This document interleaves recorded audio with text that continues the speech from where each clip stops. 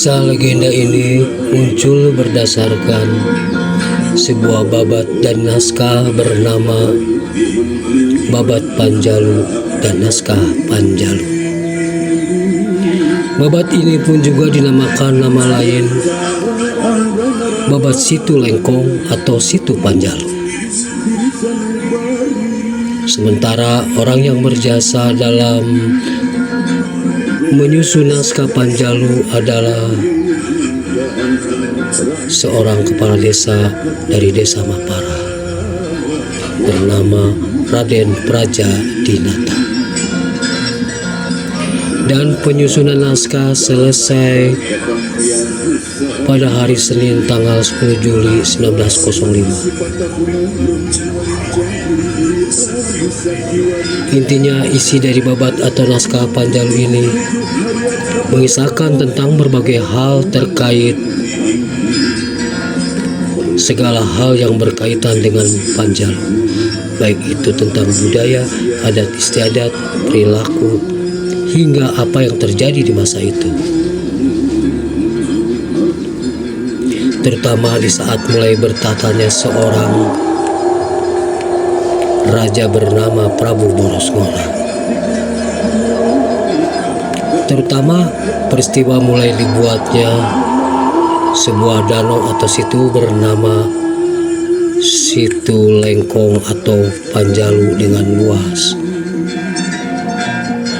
sekitar 140 tombak atau 2000 meter persegi.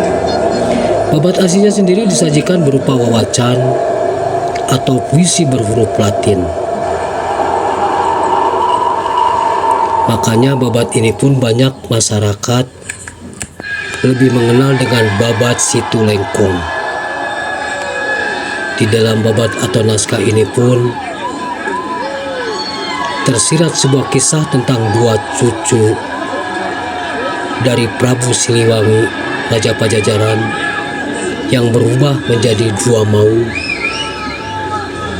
atau dua harimau kembar akibat melanggar sebuah larangan dari seorang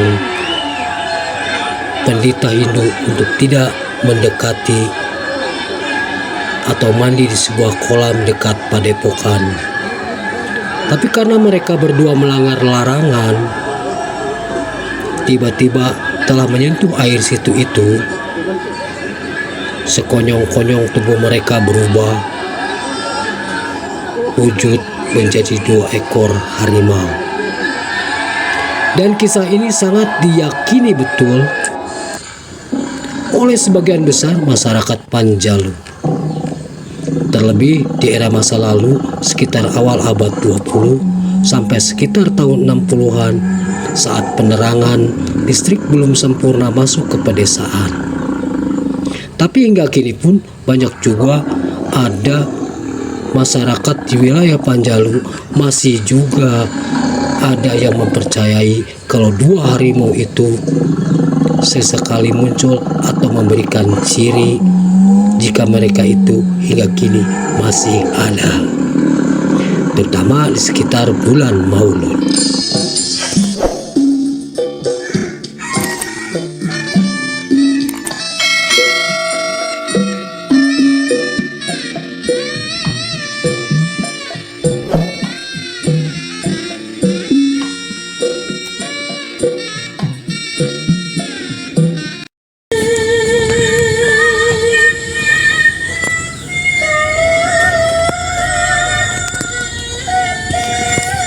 Kisah legenda dua harimau Panjalu ini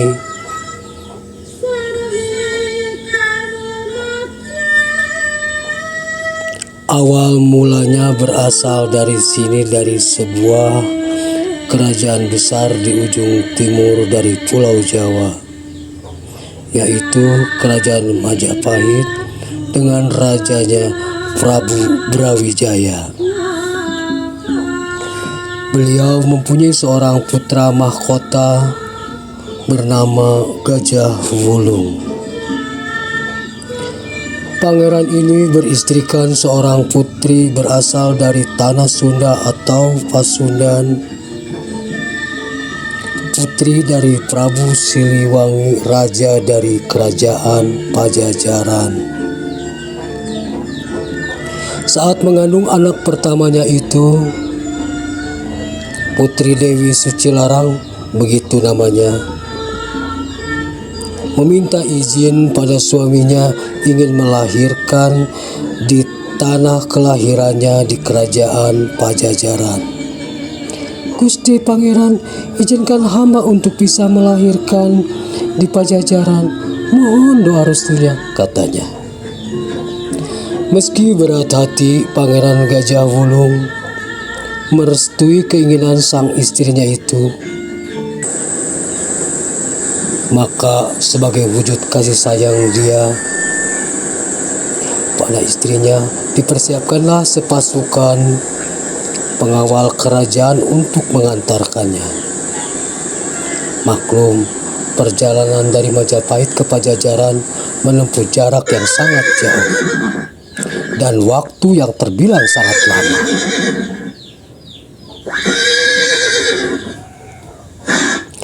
Makanya rombongan kerap berhenti di tempat-tempat tertentu untuk beristirahat dengan cara mendirikan tenda-tenda tepat di daerah Panumbangan, daerah yang merupakan kekuasaan kerajaan Panjalu. Kembali rombongan menggelar buka tenda. Tapi tiba-tiba ada hal yang tak terduga. Malam dingin di kaki Gunung Sawal itu dikejutkan oleh bunyi kentongan.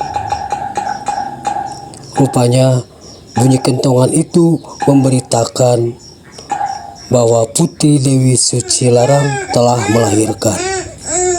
Menggembirakannya, anak yang dilahirkannya ternyata bayi kembar berjenis kelamin laki-laki dan perempuan.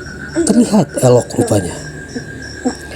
Kemudian kedua bayi itu diberi nama Bongbang Larang yang laki-laki, sementara kembarannya Bongbang Kancana. Dewi Sucilarang benar-benar bahagia dengan kelahiran dua anaknya ini.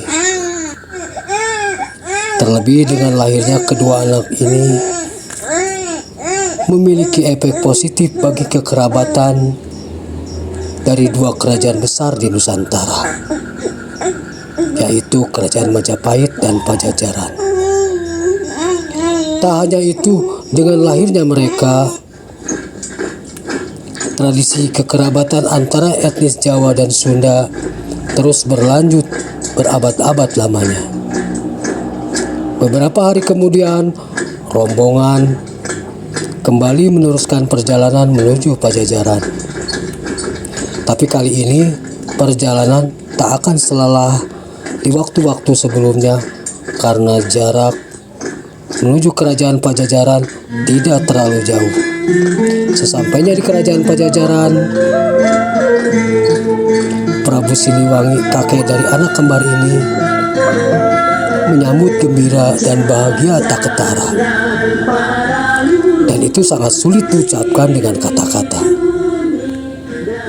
Bagaimana tidak bahagia, kehadiran cucunya memang telah lama diharapkan.